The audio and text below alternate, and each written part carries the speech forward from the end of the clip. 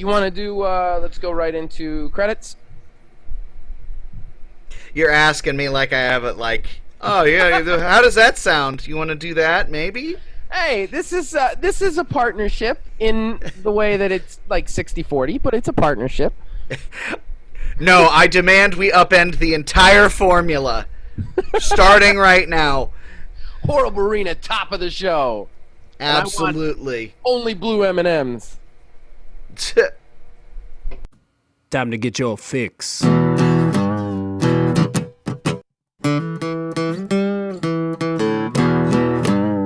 It's a horrible gaming podcast.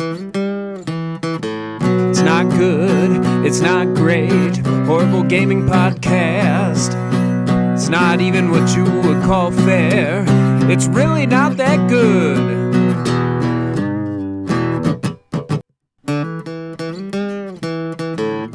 Horrible Gaming Podcast. Hello, my name is Zachariah with Old Man Gaming, and for whatever reason, you have decided to tune into another horrible gaming podcast. With me is Neil, a.k.a. Tiny Wizard.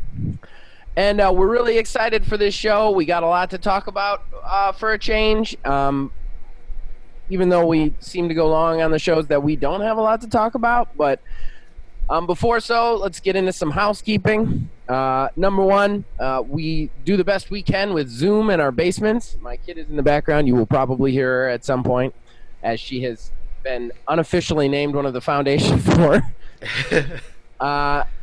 Then we got to go to some credits. Mark Bell, we appreciate all the original graphics you've done for the show, this one, and all of the other shows for OMG.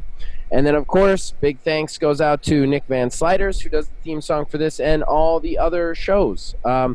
Real quick plug, a week from this Friday, a week from this Friday, we will be premiering a new music video from Nick Van Sliders called Pagan Sun, so I'm really excited for that. So I know that's a little bit far off, but just mark it on your calendars. Horrible Gaming Podcast. That brings us to Fanteraction. Fanteraction being the show where we read you guys' comments from the last show. We decide a Horrible Arena winner. And we just ask questions to you and just try and communicate with you guys as much as humanly possible. It's one of our most favorite parts of the show. It's definitely one of Kev Too Tall's favorite parts of the show because he commented like 12 times this week. Kev, I love you. I think you're trying to one-up yourself, man. So, let's get into it. Kev Too Tall. Oh, God, I don't think I voted last week. To which I responded, you did not, but you would have voted for Metroid. We all know that. He then said, timestamps are a lie, which I said, they are not. I work hard on those. He said, screwing up is the best way to learn. And then I said, unless it kills you, then you are dead. True. He said, should Fanteraction be renamed to Kev2Action? Kev, I love your comments. I love reading them. But more comments will not mean that we're going to rename the segment after you. I'm just saying that up front, getting that down. He then said, you don't know what I'm wearing. And I said, yes, I do. I'm podcasting from inside your house. He said, best dog companion, as we asked the question last week, best companions in video games. And he said, Rush from Mega Man. That's a solid classic. Yeah. He then voted for your Mario Kart card game. Then he just said, liars, blasphemy, ! Have no idea what that's in response to. He then said, damn, I almost got sucked up in that nasal snort. I don't remember either one of us snorting last time. I mean, now that I know that I actually do have breathing issues, it very well could have been me. Right. Then he said, I think whoever didn't choose the topic should go first. We're not retiring the quantum coin. Spent a lot of money on that quantum coin. Right. Inside baseball, we never know who's going first, and sometimes it is dependent on who is more prepared to go first. So there's no organization to who's going first because it's literally decided off the mic at the last second. Sometimes being 75 to of the time as to who is more prepared. Right. I'm prepared this week, but I think I'm gonna get disqualified. We'll see. I'm really curious to see what your pitch is, because you keep saying you're going to get disqualified. I feel like a puzzle thing is a wide breadth. I thought so too, but we'll see. I'm really proud of the pitch that I'm going to make. Like, I really thought about this, but like the whole time I'm like, I have to pitch this. This is an awesome game, but I don't know if it's going to be a good one. So then we got a comment from Kayla. Thank you, Kayla. She said, the question this week is so difficult in any game. If I get an animal companion, I'm in, all caps. The in is all caps. But I'd have to say either dog meat from Fallout or Boomer from Far Cry 5. And then she voted for your game, the Mario Kart game. And then Kev Too Tall, one final comment. He said, I must always receive a bonus. I don't know if we could promise that. I have been trying to give them out there. I feel like I've boxed myself in with giving the bonus the one time, and now I feel like I got to do it every time. The bonuses really depend on how funny we are backstage. Yeah, definitely. Like that's what it is. Like, it depends on how much we have to say to each other when we're not directly on the recording mic. And I don't want to put a bonus there that's just us like, hey, I ate a ham sandwich yesterday. Yeah, was it good? Yeah, it was good. Like, I don't want that. So you only get bonuses if it's quality. You always get a cold open, even if they're a little ratty, but I can't promise bonuses. But that brings us to the thing of the day. Neil, you're on a 3-win streak, sir. Oh, my. Yeah, you're on a 3-game streak by bringing down Mario Kart collectible card game. You got the win with that one. You know, I gotta say though, for the record, you and I talked about this afterwards. Your pitch, like, I would totally 100% play your pitch too. Like, that's awesome. That's such a good idea for a game, and it could go quick too. Yeah, thank you very much. I appreciate that. One of my, I've talked about it on the show a couple of times, not to go on a tangent, but one of my many different failed dream things that I tried to make happen for myself was, I love collectible card games in all forms. I wanted to make a game company and make games, and I actually have every card for that card game written up. I didn't want to put that in the pitch because I felt like people would give me the win for extra work, and it had already been done a long time ago. But I have a spreadsheet on my computer that literally has every card that I would release in the first edition of that game. That's awesome. I would have no qualms giving you my own personal vote for that one, because that's like that sounds like a fully fleshed out thing that you could take to a company and be like, "Hey, make this," and they'd be like, "Oh." Yeah, it's a lot harder than you would think. Really? The hardest thing about a card game is the most important thing, surprisingly enough, is the pictures. Like, it just is. Like, you need good art on a card game. You just do, to make yourself feel like you're in those epic moments. And pictures are expensive. They're really expensive. They're hard to come by. They're hard to make. And it just kind of sunk our ship before we had even gotten it sailing, Yeah. But I do want to say, transitioning, not to like for us to sit here and like jerk each other off, but your Mario Kart game got me thinking. I literally sat down and started like brainstorming what the cards and the rest of the game would look like. Like, it was such a great base idea. I had started to like in my head like, oh, I should write these down in a spreadsheet, and then I'm like, wait, this will never work. Nintendo will shut this down so fast. I'm gonna just walk away now before I get too excited about this. Unless we make it big, establish ourselves, and pitch the idea to Nintendo, and have them cut us in on it. Well, yeah, but I'm gonna tell you, I know people who do that. Who take games and pitch it to bigger companies, and it never, like, they don't care. They just don't care. Like, getting your foot in that door is so difficult and hard. I will say, if it was any other company other than Nintendo, I would say let's just make the card game, use the pictures from Mario and Mario Kart, and then make it open source. Like, make people just have to pay for the cards themselves. Yeah. Usually you can get away with that, but Nintendo, like, shut shit down in dreams. So, like, Nintendo would shut us down so fast our heads would spin. Yeah. Okay, but Animal Companion, before the fan interaction goes too long. We got too much to talk about today. Yes. What's your Animal Companion, man? Yeah, there's a couple, but Dog Meat for sure is on there. Yeah. Boomer for sure is on there. Caleb and, picked a couple of good ones. Yeah, the dog from Fable, of course, and one more. I'm gonna say this one's kind of out there, and people will really hate it. Fee from Legend of Zelda: Skyward Sword.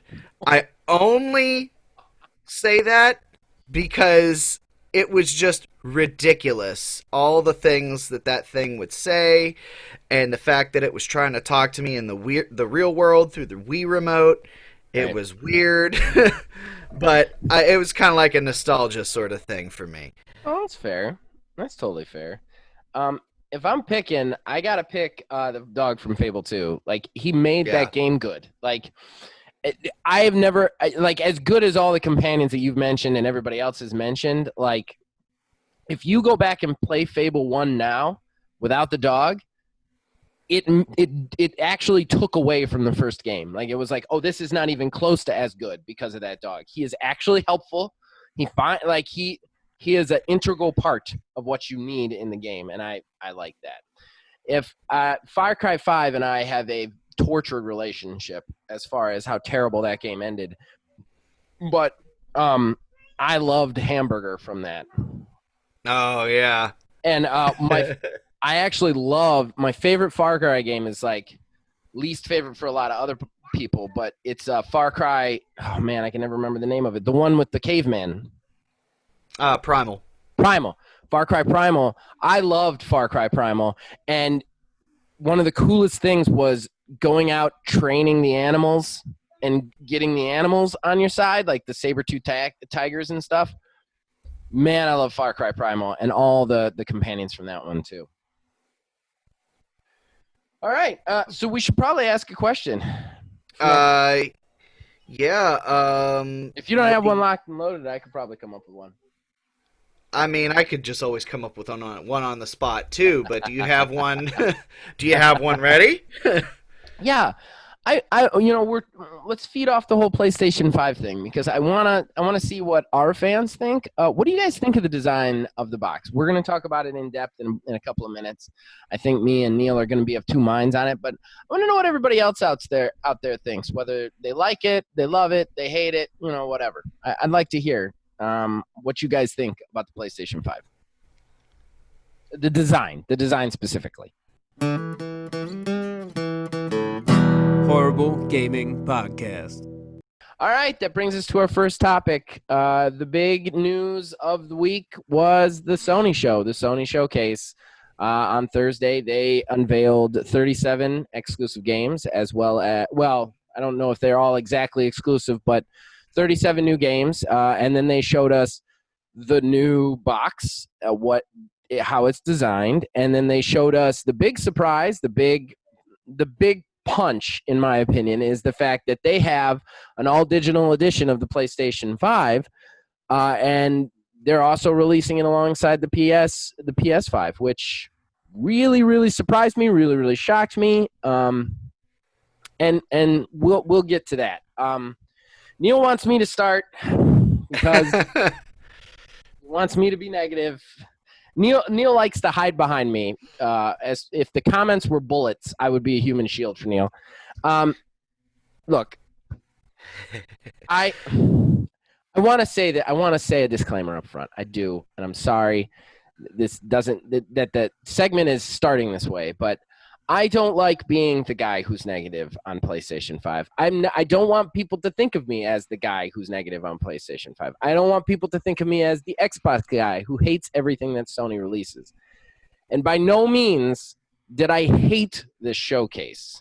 However, I think in a year where Xbox Series X has been swinging for the fences at nearly every one of their shows, this was a run-of-the-mill baseline thing that only showed us games that we already knew were coming out. The only and then it topped off with a box that I'm in the minority on this. It looks like a yuppie vomited it on a floor. Like it looks like a piece of Art Deco garbage that one of these CEOs would put on a completely glass coffee table. Like that's what that thing looks like to me.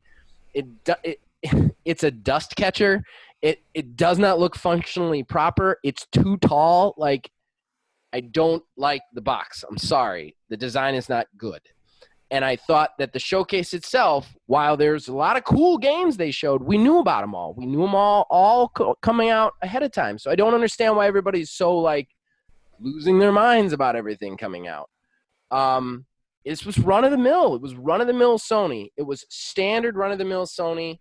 There was nothing special about this show. I don't understand, with the exception of the all digital. I thought the all digital was like a punch, a blow. Real hard blow to Xbox, and it's going to make them kind of scramble. And we'll talk about that specifically later because I've got a theory on that. But you can't have. I left foil downstairs again.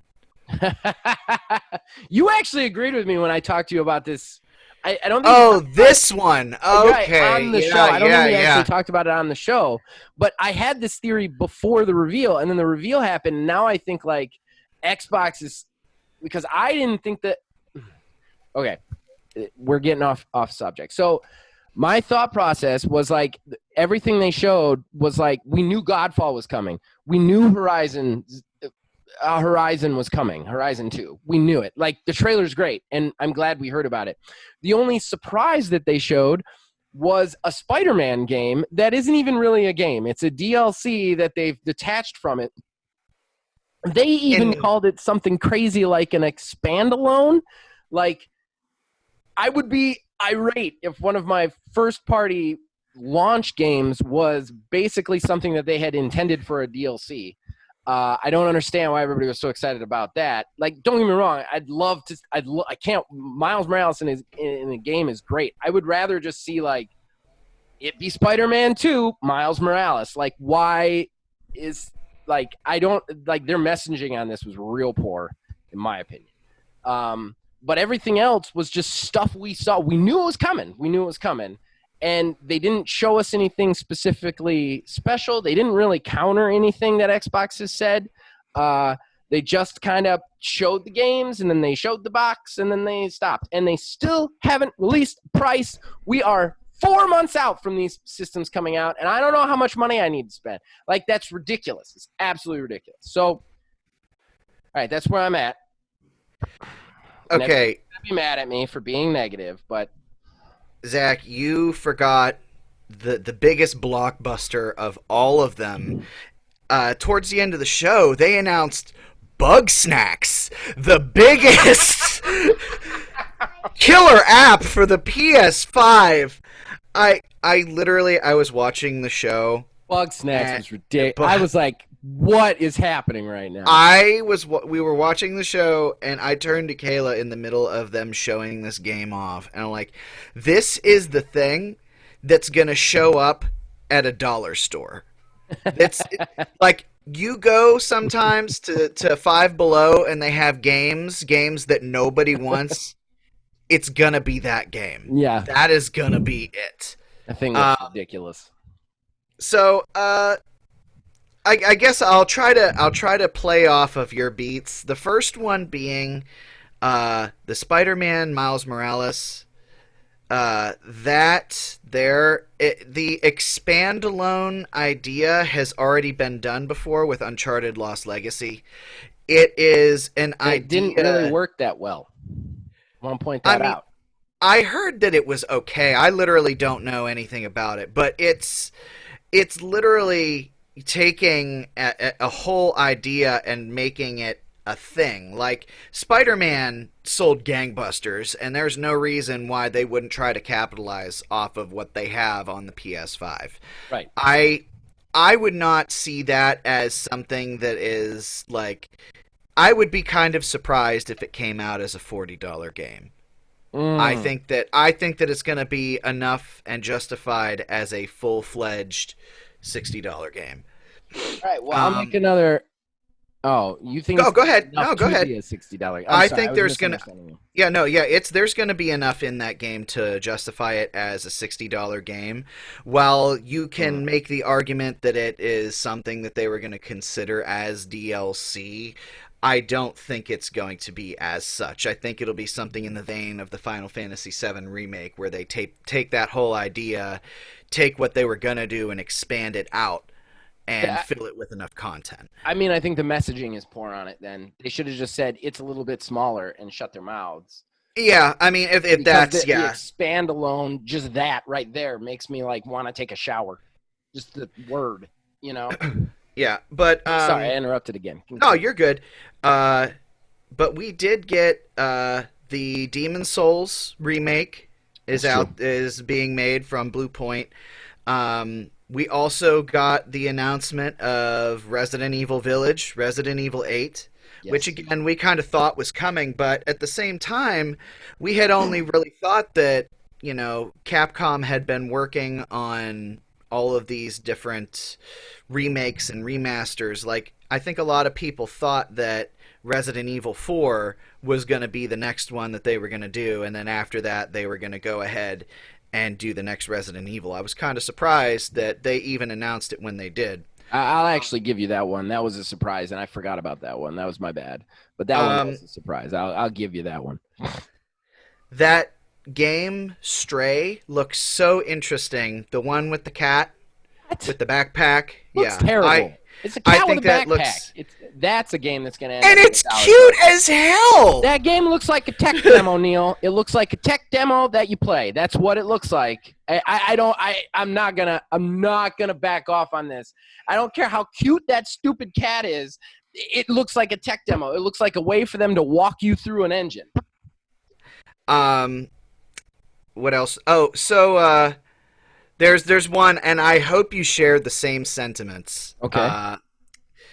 Whenever we were watching the trailer for Pragmata from Capcom, okay, it started with the dude walking in a spacesuit in New York, and I got one look at that spacesuit and one look at the atmosphere. There's the strange hologram cat with a girl, and the dude has a crazy apparatus on his back, and like stuff's getting sucked up into space. And the only thing I could think of is, damn, Kojima works so fast. Yeah. Okay. All right. We were exact on that. I was watching it like, he's not coming out with a new game already, is he? Like, I was waiting for Guillermo del Toro to waddle his ass out and like, guy, and then like he was the black hole in the to be there. Yeah, Del Toro was the black hole in the sky. Yeah, I saw that. I saw the same thing. I was like, I actually kind of felt that way about a few of the trailers. Like watching them, like I was like, I don't want anything to do with this. Like, and that's me though. That's not the general consensus. Like, I think overall the games that they showed at this, if you're a fan of what PlayStation presents, you would be happy about that. Like, there were a lot of narrative, interesting, like story-driven stuff. I don't find those as interesting or compelling as I used to. Some of them I find like that one with the spaceship where the lady's time looping. I was like, I don't want anything to do with that. You know, that's that's going to be a wait and see for me. And that's fair, but you see what I'm saying? Like, I think that on a whole, their games were, I think my big problem was their games were just like not the last one. The last one kind of sucked. We all have talked about that already. But Xbox has gone out of their way to show like a wide variety of stuff that's coming. It's not here yet. Their exclusives have not been the best, but a wide variety of stuff that's coming.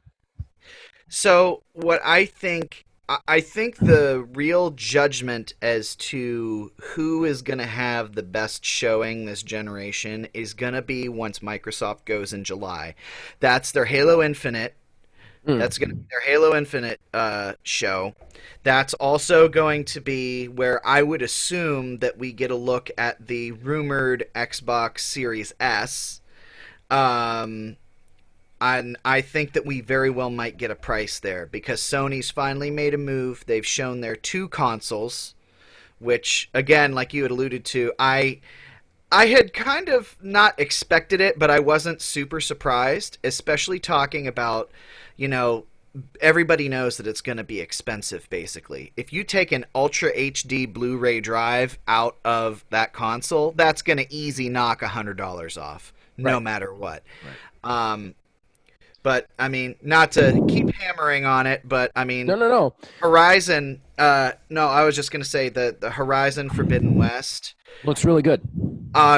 And I still maintain, I have to bring you the PS4 one day just so you can try Horizon. I have told you that's a PlayStation game that I miss. I can tell, without even playing it from what I've seen of it, that's got everything that I like. Open worlds, monster hunting, yeah. That's a game that every time I look at it, I'm like, man, I wish that was cross-platform. But so again, I don't want my messaging to come out wrong. I don't think that what they showed was bad. I don't think they showed anything bad. I just felt like they did the same thing. They showed you exactly the same thing that they have always showed you. They didn't show you anything new or versatile or special. And I think that Xbox has steadily been doing that. So, when we see the stuff coming on Xbox, and I know they're not technically exclusives, which is just the most ridiculous. You still only get them on Xbox stuff, but whatever. Well, I mean, there is some news in that front, but I kind of had it saved for odds and ends later. We can go back into that later. But there's a lot to get through on this. Yeah. So go ahead. Just to finish my thought, I think that. Why I think it was all good. I just thought it was very samey. It wasn't any there weren't any big shots other than the all digital. I thought the all digital was a real blow to the gut, and I think the all digital was a real blow to the gut because of some other thoughts that I have on this. But I thought the actual showcase itself was very just run of the mill PlayStation, and I'm really sick of Sony making excuses for themselves with the excuse of we're making it for the next generation or what. They always have this almost standoffish wording where we're doing the right thing because we're not making things backwards compatible, or you know what I mean. And I'm very sick of that. I feel like that's a cop-out. I feel like they're trying to make people think that there's more value in losing the ability to play some older stuff or to play this stuff on older consoles, and it upsets me a little bit. I wish they'd stop saying that because that's not a bonus. It's not an upside. Losing the versatility to play your games wherever you want to is not a plus, no matter how they say it. I wish they'd just go with their stats and push on that instead of trying to make their lack of versatility a positive somehow. I think, they've already said that they're doing the backwards compatibility, and they have since expanded. Well, they have since expanded upon that. It's 100 games that are currently in the works right now, but more will be coming later. It's not like they're just just the top 100 and that's it. No, they're going to expand that beyond that. They're doing basically what Xbox did this generation. They're like, okay, here's some, but every month or so we got a couple more that we're going to throw in there. Right. Because the backwards compatibility, it's not as easy as we all think it is. Why don't you just pop the disc in? It's the same thing. It's not, but they're still not as versatile. And they're trying to make that lack of versatility sound like a positive, and I'm sick of that.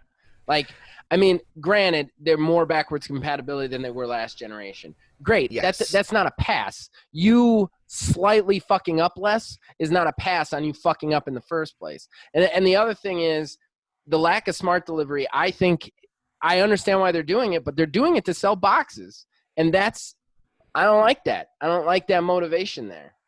I don't. They're basically saying, if you want to play these games, you got to buy our new box. I think that like eventually you should say like, well, you got to move over because the technology gets there, but they're cutting you off and they're trying to make it sound like a positive. Like I don't mind them trying to sell boxes that way. That's how everybody has always tried to sell boxes. I'm really sick of them trying to ram down my throat that it's a plus that they're not letting me play the games wherever I want to. See, for me though, their sameness that they presented is their biggest strength. You got to look back at Microsoft's generation, this past generation. They started bad. They did not have that much in the way of exclusives come out. I mean, you get some here and there, but when you compare that against, Sony and the exclusives that they had on the PS4, it's night and day. Right. I think while Microsoft is showing off some new stuff here and there, it's definitely going to be like my mind just went blank. You're fine. That Yeah, happens to me all the time. Yeah, My mind is basically blank. I have to make it have I something. accidentally touched something on my computer and I got distracted because I thought I did something. No, you're fine.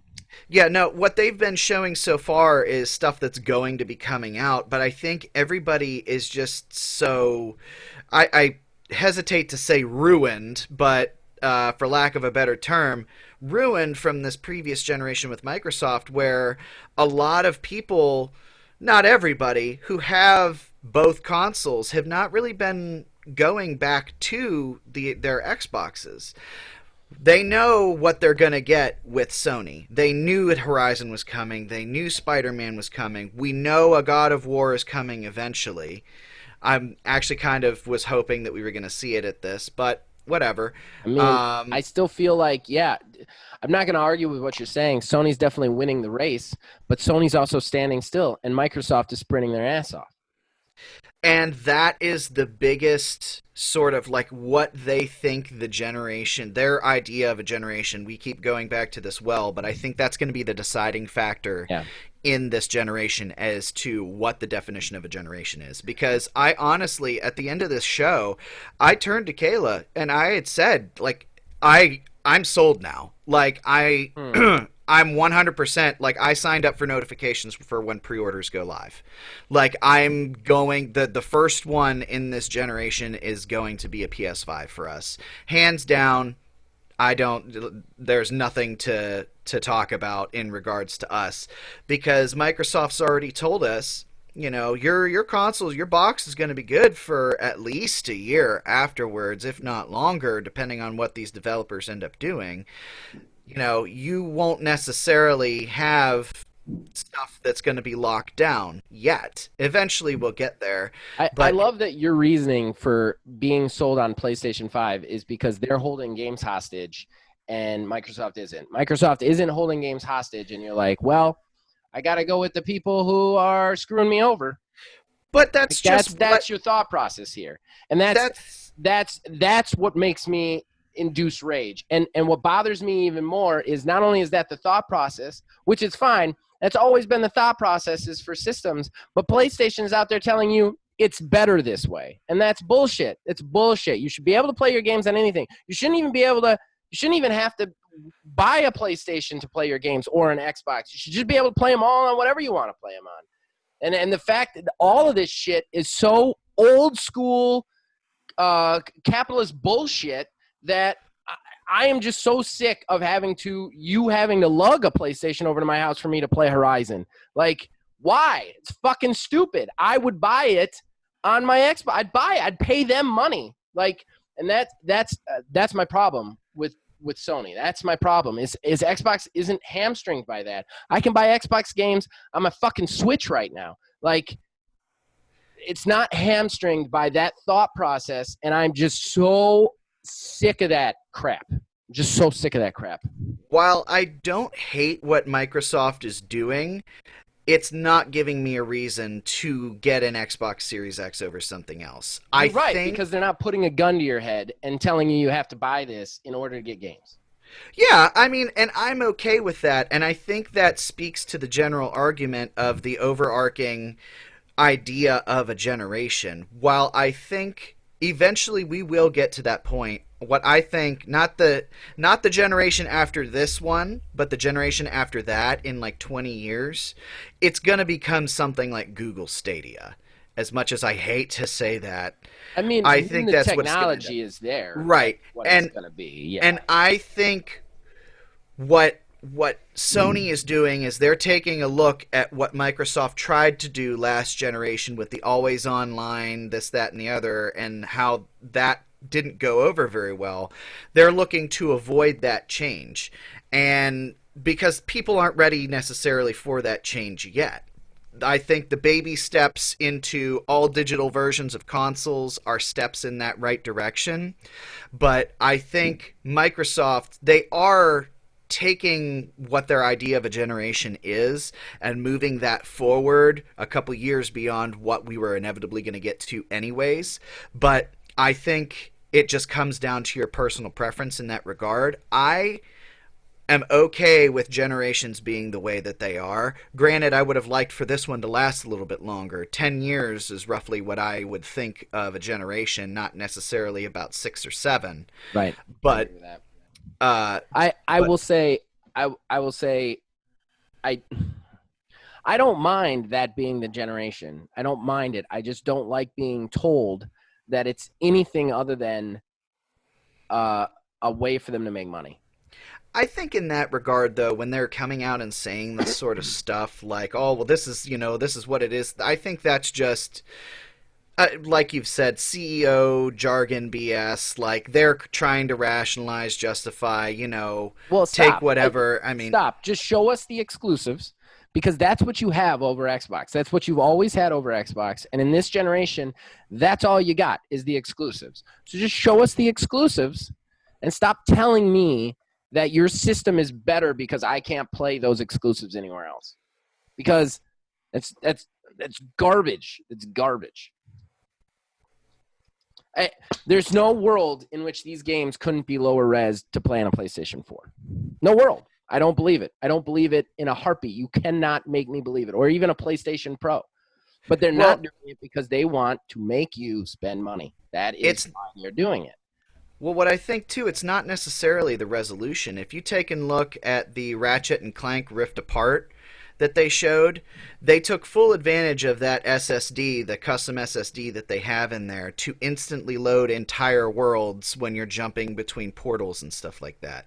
They're leveraging that technology from that custom hard drive to be able to do things like that. I still think that's kind of a trick, but I don't want to get into the tinfoil hat on Ratchet and Clank.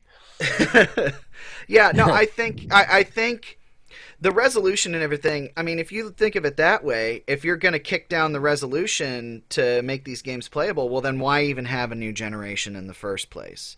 Why even have a new generation in the first place? Because eventually you need the technology to go up. But why? Why have a generation? I don't like generations. I don't like the fact that every so often I have to literally buy everything new in my living room. It's bullshit. It's crap. And it's something they force feed you that you don't need. Like, I don't like generations. I've never liked generations. I don't like the idea that I can't buy the new games on the system I have if my system works just fine, or my TV just works just fine, but I got to buy everything new because of a generation. I don't like generations. I don't like it. I don't want them around anymore, and I want Xbox to get rid of them. I love the idea that I don't have to buy the new system and I can play all the games. And because of that, I will spend all my money on Xbox systems if I can control it, as long as that is what they're doing. Yeah, sorry. I'm sorry. I just got a text message and it was like semi-important. Oh, not semi-important, like kind of actually important. Well, we're getting a little bit heated on this. I think we should just move on. I think we covered everything. I hate that I'm the negative one again, but I think we covered anything. Was there anything else you wanted to add to this one? No. Okay. Horrible Gaming Podcast.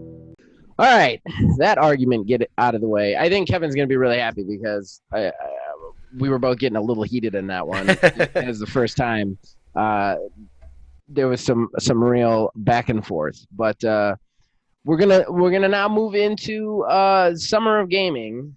IGN's been doing it, and we're actually gonna kind of like merge this with odds and ends because the first topic went so long. But yeah, so IGN did summer of gaming. There was a lot of game reveals. Now, I kind of think they cheesed it a little bit. They used a lot of already scheduled showcases and kind of marketed it as their own. But yeah, what do you think of everything so far? I have not kept up with any of it. Ah, all right. Well, I did. I mean, you kept up with some of it. The PlayStation showcase was part of it. Oh, well, nah. I thought of that as its own thing. It's just this whole, how they're doing the, quote, E3, if you can call it that, this year. It's just so much happening all over the place. Yeah. There's no one show that I look to for, like, oh, this is where I'm going to find out all the stuff about this one thing I care about. It's like, oh, well, this one publisher is going to do something, so there's one game that I'm interested about over here, and then this other publisher over here has this one thing. It's like, I don't know. It's sucked out a lot of the anticipation and excitement for what E3 was.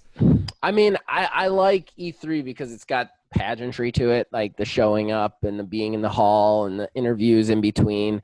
I think really, make it what it is. At the same time, this was kind of like, to me, what it felt like was like if you got handed a piece of cake and you just ate the frosting. Like, it's good, it's great, but like it's too much. And I feel like that's what this was, because you were just getting trailers, which is the thing that everything builds to, Yeah. So I felt like we were just eating frosting the whole time. But yeah, there was a lot of stuff that I saw that I really enjoyed. I'm really excited for Spellbreak. I think that's really cool that it's coming to consoles, and I'm kind of excited about that. And then I'm also really, really, really excited about this game they showed at the Guerrilla Collective, which was Almighty Kill Your Gods. Have you seen that? Nope. Neil, that game looks great. You need to see that trailer. It basically they took like you hunt monsters, but you don't hunt it with like weapons. You have like magic powers, so it's like a co-op monster hunting game, but you also like build your own city based on, like, instead of looting the monsters to build weapons, you loot the monsters to build your city up, which gives you more power. It's just such a fresh and interesting take on the genre that I'm very excited about it. I urge you to go check out the trailer, is what I will say to that. All right. Spellbreak is the wizard battle royale, basically. Oh, I think I saw a trailer for this like years ago. Yeah, it's been in like extended beta on PC, but it's coming to Switch and Xbox One, and I think PlayStation 4 like within the year now, basically, is what they announced. And that just looks like so much fun. It just does. It looks like the closest to a Dragon Ball Z battle royale, just everybody throwing stuff around. Like, I think that could be a lot of fun. But yeah, I thought summer gaming was good. It's just, like I said, it was all trailers. It was just trailers. And any interview was just a trailer with somebody talking about the trailer, Right. So, but I urge people to check out the Guerrilla Collective showcase. I thought that had the most interesting, cool games in it. And they're like just all independent stuff. Like there's one called Trash Sailor, which looks fun. And there was Haven, which was another action RPG that looked great. Like, just there was a lot of games there that just like really like scratched an itch for me. Yeah, I'll have to go back through and take a look at some of those. I guess we could do some odds and ends now, since it's all in one. That might not generally go right into the summer of gaming. Disintegration got a bad story review. I was bummed. Oh, really? Yeah. It only got a 6.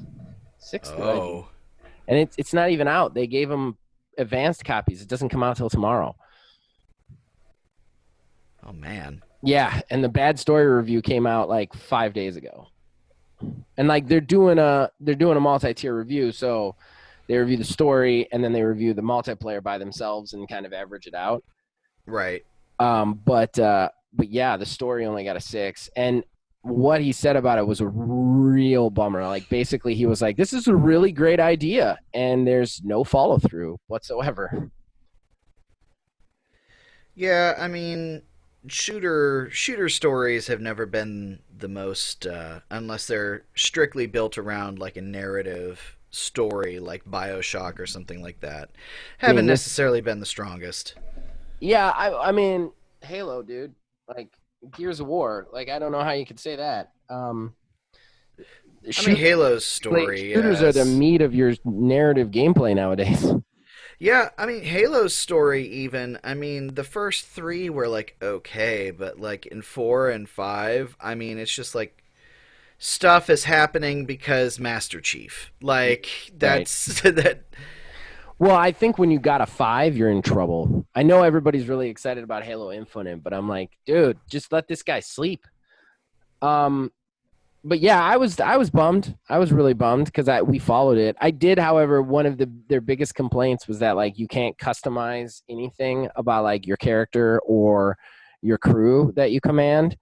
Yeah. And I remember saying in my first impressions video, like the one thing they need to change is the ability to customize my group loadout. You know, Yeah. so all right. Well, you do one since you are very not interested in any of the ones I'm doing. Yeah, it's weird. Like I haven't really followed through anything. I guess it's just been a wild week. So kind of harkening back to the PS5 talk. Ghostwire Tokyo and Deathloop are both timed PS5 exclusives. Right. So both of the Bethesda games that were showed off at Sony show are actually going to be timed exclusives. That's How long correct. that's going to be, we don't know. But I just find that very interesting, especially given the fact that this Sony show was where a lot of companies that chose to present their new stuff, like, you know, the Ghostwire was the first time we got the gameplay. Right. Deathloop, we saw a little bit about the gameplay. Both were announced last year. And then Capcom showing off Resident Evil 8 at the show is just kind of interesting, I think. It is. Uh, I mean, I don't know if you're trying to get me fiery again, but No, no. exclusives make me mad. So um, that's fine. I think Deathloop looks really cool as a game, it honestly. does, yeah. That and that Ghostwire Tokyo. I had no idea what it was, but like after seeing a little bit of the gameplay, it looks very interesting. Yeah, that one wasn't doing it for me. That one was kind of like for me. That was kind of more weird Kojima PlayStation BS. Like when I was looking at it, like If I don't know. It if just didn't. And I'm sure it's a fine game. I'm not trying to like start a fight. I'm just saying that like that wasn't really getting my goat. if it is Skyrim but in Tokyo, I will be totally 100% okay with that. Yeah, but uh, it doesn't look like Skyrim. It looks like I don't know. It looks like a first interesting, but person shooter, yeah. yeah, I don't know. I wasn't expecting what I saw there, and it didn't. I don't know. It didn't pull me in. But also, weird anime stuff doesn't really do it for me too. So, and that kind of had that feel to it. Um, we also have apparently Warner Brothers Interactive Entertainment, their parent company AT&T, is actually looking to sell them off for $4 billion. Wow. So they want to sell off their video game division of Warner Brothers, basically, to whoever wants to buy them, which is kind of wild, especially given the fact that we have stuff like that rumored Harry Potter game, the Harry Potter RPG in development over there. Yeah. I mean, not to mention the fact you have like Warner Brothers produces a lot of like big hit games, like Lord of the Rings the games. Lord of the Rings, Batman, and Yeah. we know there's a new Batman coming. I'm kind of surprised that they would want to sell off uh, uh, a profitable company.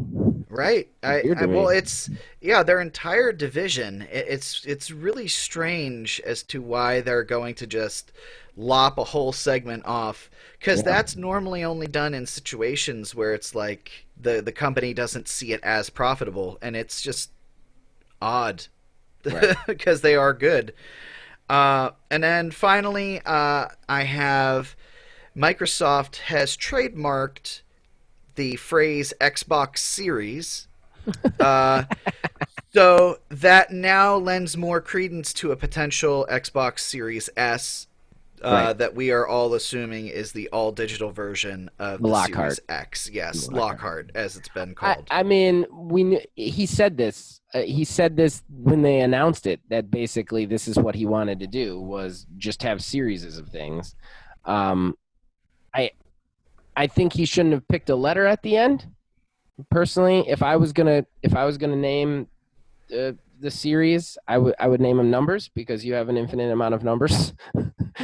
You Yeah. only have about 24 letters last time I checked. So I don't know. I feel like that was kind of a mistake, but he already kind of had said that, like, we're just gonna do series from now on. So I expect a Series X and a Series S and a Series B and a Series A and a Series C and all the series. Like, Well, so it's interesting too, because if they do end up going through all the letters like that, especially given the fact they started with X, like, you'd go through the whole alphabet and then you got to X and you just skip it over and go to Y. Well, right, where's X? Well, right. X was the first one. What? I would not have named the system the way it is. Like, Yeah. I love Xbox. I would not have named it. I would have called it the Xbox Series Zero, because I think that's cool. You got the zero in there. Like, zero is a fun number. I would have said Xbox Series Zero, and then you start from one from that point on. And, like, I don't know, but in any case, I've got one more. Okay. Star Wars Squadrons leaked, and they just now, like, this is breaking news. I'm kind of surprised, because Yeah. I got to look at my phone in the last break, and they just put up a trailer, a launch date trailer. It's coming out October 2nd, Okay. and it's only going to be $40 for all systems. Interesting. I am really excited about this, and I don't like Star Wars, but I love the space combat stuff, and they never do good space combat stuff, or they haven't since really 64. There was the dogfighting mode on Battlefront, which is fun, but it's not. It's like very arcadey. So, Yeah. like, the way they've kind of presented this is like a very, like, simulation of Star Wars piloting stuff. It's gonna have a solo single player campaign. It will also have multiplayer, and they have already said no microtransactions whatsoever of any kind. So this is the first Star Wars game I've actually, like, man, I think I'm gonna buy that one. Yeah. I'm gonna be a TIE fighter, and I'm gonna shoot down all the rebel scum. I think it's supposed to be a direct sequel of the one for 64. Actually, I think. Oh, is From it? what I had read, I did not or at least see like that. a remake or something. Yeah, it's something along those lines. Yeah, I saw a notification come through for the trailer for it in the middle of the break, but I The was trailer's dealing fine. with things. There's no gameplay in it, so it's just like a vertical slice. It's fine. It's not. I watched it in the break. Neil was dealing with some stuff, but I watched it in the break. It wasn't anything like special. Like, it was fine. It just wasn't like gameplay or anything. But it didn't tie into that. It just said, squadrons. It didn't Yeah. tie into that. But a duh, tie. ladies and gentlemen, But-a-duh. but a duh. That was my last odds and end. Everything else we kind of talked about in the show. Yeah. So, do you got any more? No, that was it. All right. Well, I guess we should move to the horrible arena then, sir. Alrighty. Horrible Gaming Podcast. All right, ladies and gentlemen, that brings us to the end of the show, the moment you've all been waiting for, the horrible arena. What does that mean if you have never listened to the show before? Well, first of all, you should listen to more of our shows. But it also means that your co-hosts, myself, Neil included, will pitch you a game, a video game that does not exist, but we will pitch it to you. We will pitch a title, we will pitch a developer, and we will pitch you just what the game is going to be. We make this pitch based on predetermined criteria in which we take turns on, so we each get the home field advantage. And then you guys take to the comments in all the different places, and you can tell us what game you would like to play. What game would you spend your hard-earned money on? So this week's criteria was puzzle game. All right, so puzzle game. I won the quantum coin toss, so I get to go first. So fasten your seatbelt, guys, because I think everybody's going to disqualify me right off the bat. So here we go. Okay. So my developer is Ubisoft. My game is Project Ancient. For this little preamble, I really considered what a puzzle game is and how to make a puzzle game. And, you know, of course, you've got the straight puzzle games like Tetris and, you know, like Bejeweled and all those ones that are just a puzzle and you solve those puzzles. But I can't do that. I can't design that. I don't have a brain for that. So I also kind of looked at to what other things would be considered a puzzle game. And I thought about things like Limbo or Inside or The Witness, where they have puzzles in them. That's their main way of, you know, conflict, but they're not necessarily stuff being put together or put on a screen. So, and then I thought, what would make a puzzle game really cool? What would get me involved in a puzzle game? So here we go. And again, I don't know if this is going to count as a puzzle game. You guys will have to be the deciders with the vote. But Project Ancient is a game in which you go in and you create a avatar who is a tomb raider or not necessarily a tomb raider, but a person who goes into tombs, okay, an archaeologist. And what you have to do in this game is it is, for the most part, a lives of service game. And what will happen is the company, Ubisoft, will kind of each day put out these platforming puzzle-type things. So it'll be a different place of the world. It'll be a different piece of information that is tied historically to something. So you might be going to Russia and dealing with the Romanov stories, or you might be going to Japan and dealing with, ancient artifacts or the first emperor or something like that. And so what you'll do is you'll take these kind of real-world locations that are kind of fantasyized, and it's not going to be a shooty like Uncharted or anything like that. There will be platforming, but each room in the dungeon that's created will have puzzles. They will have, really in-depth, well-thought-of things like you would do in Uncharted or Tomb Raider, where you would be trying to figure out how to get further or trying to figure out how to, open a door or avoid a booby trap.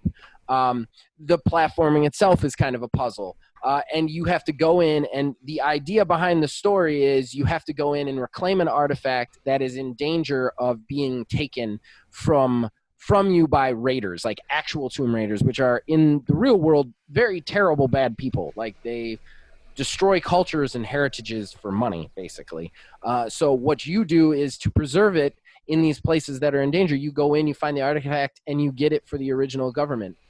So you could sprinkle in this historical text in it too. So you could get these information about what you're seeking and what you're knowing. You could find out about the culture. I even would love there to be an aspect of you have to do a little online research about the subject matter in order to figure out the puzzles. Really go into the puzzles. The puzzles need to be the main thing. So you go in and you really have to figure out how to do this. So if you're searching for the first emperor's burial in Japan or something, you have to go online and at least look at a Wikipedia page about it, and then to figure out how to solve these puzzles. And I think that would be a really cool way to bring puzzle games into kind of this generation, and it would constantly give you this feel of just going in and living in that world. This is the kind of puzzle game that would, if you could call it a puzzle game, that would pull me in, and I would be all in on this, all chips on this. So that's my project. It's Project Ancient. You guys are going to have to decide if that one is a fair use of the term puzzle. But that's my game, Neil. I'll toss it over to you.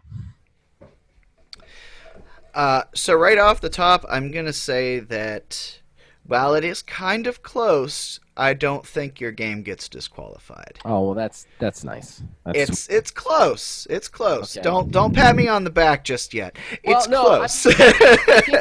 I think if you came on and the first thing you said is that should be disqualified, I think everybody out there is going to be like, yeah, he's right. So I think that lends some credence to it right there. Yeah, no, I think there's enough puzzly. I mean, I also I did not specify puzzle platformer, puzzle, Right. this, that. You didn't. Puzzle game. I really wanted to I wanted to it, like, when I first started to think about it, I was like, how do you make a puzzle game that's just constantly like coming at you? Like, I really wanted like this like perpetual world, but like with puzzles. And honestly, that idea is what spawned the archaeologist stuff. And then once the archaeologist stuff came in, I was like, that is an awesome game. But the minute the archaeologist stuff gets in, I'm like, is this now a platformer? I'm not sure. But yeah, the focus, I want the focus to be on the puzzles. It's just, I thought the subject matter was the best way to do it. All right, so mine is going to be Project Cube. And this is going to be done by Capcom because they already have background in something along these same lines when they did Puzzle Fighter. So, Project Cube will take 2 teams of 3 individuals and assign them a face of a cube. And this face of this cube is going to have a 10 by 10 row of panels of different like colors or shapes somewhere that you would like match them up, and it would be a match 3, match 4, match 5, however you are able to do it, competitive puzzle game, in that whenever you all, like, the teams will have a collective score, and whenever somebody on one side of the cube on one team does something, the effects of their actions ripple across the whole cube. So those on the other team, if you clear out 5, that might send garbage blocks their way or reshuffle their board that they were trying to set up a good combo. Or if it was somebody on your own team, maybe it would give them more of the same type of color or shape panel. And the object would be to completely knock out the other team by either eliminating their entire board and making it impossible for them to do moves, by either filling it with garbage or meeting an arbitrary score total or a time limit, something along those lines. But mine would be just that 3 versus 3 puzzle game, competition style, and that would be it. I would love something like that. I've said before, at least to you, I love Panel de Pon, Tetris Attack as it's known here in America. I love that sort of stuff, the competitive puzzle game, along with Puzzle Fighter as well. I loved that thing. But I'd take inspiration from that and make it a 3 versus 3 competitive puzzle game. Nice. That sounds actually a lot of fun. I like the competitive team-based play.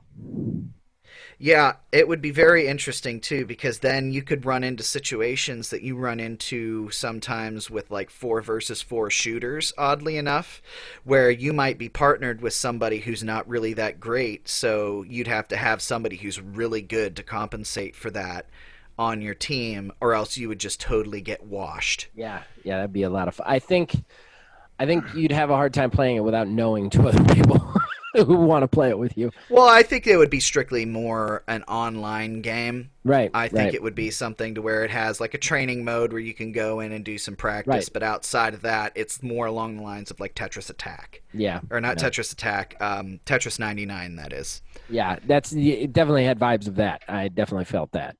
All right, well, that's it. It is Project Cube versus Project Ancient. You guys get to decide who wins, whether or not I was disqualified. Will Neil keep his streak going of 3 in a row. He would make it 4 in a row if he wins this one. So that's up to you guys.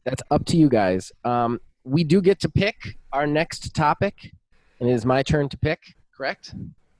Yes, it is. So I will be choosing licensed material as our topic for Horrible Arena. Our game must be pitched off licensed material. Interesting. Yeah, any game we want, but it's got to be a movie, a book, TV show, something along those lines. It's got to be licensed material. Horrible Gaming Podcast. And that's it, ladies and gentlemen. That brings us to the end of the show. Neil, do you got anything to plug? Well, we did just finish recording the first part of the next season of Streets of Retro. Yes. That, and we were just on my mind is just Prelude to blanking Divorce. today. Prelude to Divorce. I am. Oh my goodness. It's all right. It's just. It's know a you had a dry long sponge up there. It's a dry sponge up there right now. I got to listen to some of that long day. Yeah. All right. So just to help Neil out with his plugs, Streets of Retro Season 2 will premiere a week from this Thursday.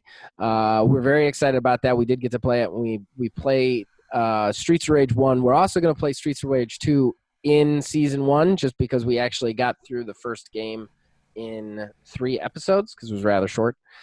And then he's also talking about Prelude to Divorce. He and his wife, Kayla, were on Prelude to Divorce with me and my wife, Melissa. And 2 of those episodes are up. We have 1 final episode that will go up this Sunday. And they're just the funniest audio. Prelude is in my opinion, the funniest show we do. But when you guys are on, it is nonsense. I am just laughing. And I know what we're going to say and I'm laughing.